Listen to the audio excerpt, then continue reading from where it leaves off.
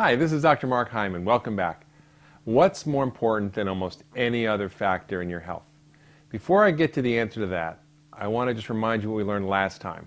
We learned why we lose energy and age more quickly than we should, and we learned why fixing your metabolic engine is a key to ultra wellness. We also give you a few tips about how to get a metabolic tune-up. In this session, you're going to learn how the mind affects the body and the role of stress in causing disease. But you're also going to learn about how the body affects the mind and how changing your body can actually help you change your mind. So what am I talking about when I say almost any other factor is not as important as this one factor? What is it? Well, it's the cause of 95% or worse than 95% of all disease. And it's been associated with dramatic also reductions in disease and increase in longevity. And it's more important than cholesterol, blood sugar, blood pressure, or smoking, or any other risk factor in determining whether you will live a long and healthy life. What is it? It's your attitudes, your social network, your community, and your spiritual beliefs. And also how your biology, in turn, affects your attitude and mental well-being. It's that bi-directional communication between your mind and your body and your body and your mind. So it's one system. It's one entire interacting system. So what are the consequences of imbalance in the system? Well, they're manifested as often mental symptoms: depression, anxiety, ADD, autism, memory disorders, dementia, and almost all chronic illness. The effects of stress are profound. Low socioeconomic status has been associated with poor health outcomes, but it's not from actually bad habits. It's from feeling powerlessness and not bad lifestyle habits. Damage to the memory center occurs with stress. And just being part of a group like a bowling club or a bridge club or a knitting or a quilting club will actually help you increase longevity and reduce disease. One interesting study they found in doctors, when they studied them when they were young in medical school, the ones who were more hostile had a higher risk of heart attacks than those who ended up having higher cholesterol, higher blood pressure, who smoked, and even had high blood sugar. So that's a much more important factor, is your beliefs and your attitudes. I had actually a patient of mine who came to see me who had a broken heart. Literally, his wife died and he had a broken heart, and he developed heart failure.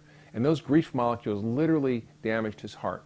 So what I recommended for him was not medication to fix his heart, but healing touch. Touch, not medication, healed his heart, and he got better. So think about what the stressors are in your life. What are the things that lead to the disturbance in your stress response? Things like grief, poverty, divorce, isolation, work stress, relationship stress. And what are the physical stressors? Things like sleep deprivation, loss of your daily rhythms, waking and sleeping at odd times, toxic foods, infections, allergens, trauma. All these things will damage your stress response. And we have a balancing antidote to that stress response. We have a relaxation response, which is just important to learn how to activate. So in order to work with the body, you have to work with the stress levels, but you also have to work with finding the biological causes, the underlying reasons in your nutrition and your lifestyle, in any of the other 7 keys to ultra wellness that lead to imbalance. Things like B12 deficiency or low thyroid or magnesium deficiency or mercury problems or gluten problems. These all affect you. If you're B12 deficient, you can take all the Prozac you want, but you're not going to feel good. You're not going to be happy unless you address that. So remember, the body affects the mind, just as the mind affects the body. So if you change your body, you can change your mind. Okay, what are a few quick tips? First, you have to learn to actively relax. Things like meditation, yoga, deep breathing. There's a whole list of things, but you have to actually learn how to switch on that relaxation response. I call it the pause button. You have to learn to find your own pause button. And you have to also do things that balance that system. Things like exercise, eliminating junk food, processed foods, eating smaller and more frequent meals, taking a multivitamin, making sure you have enough B12, B6, and magnesium, which help to balance the mood. Try certain herbs, things like ginseng or licorice or roseola, which will help to balance the stress response. And take time to look at your attitudes and beliefs.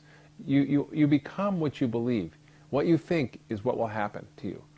And we attract those negative beliefs and thoughts and behaviors to us by our beliefs. And it's very powerful. We actually have huge impact. We wake up in the morning and choose to have a positive attitude rather than a negative attitude. So it's important to think about those things, to get enough sleep, to expose yourself to bright light, to exercise, to eat well, All these things help to balance the stress response.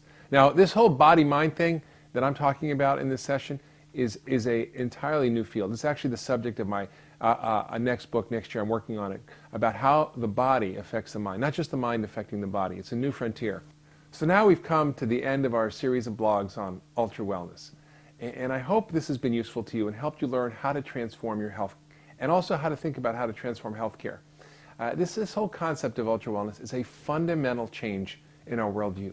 And it goes from treating and diagnosing disease to helping the body regain balance, to self-regulate, and to heal. And it does so by addressing the roots of illness, the 7 keys that I talk about in Ultra Wellness. And it teaches you things like self-care. It empowers you to not be just a victim of your illness. And we can hopefully together change our sick care system to a true health care system.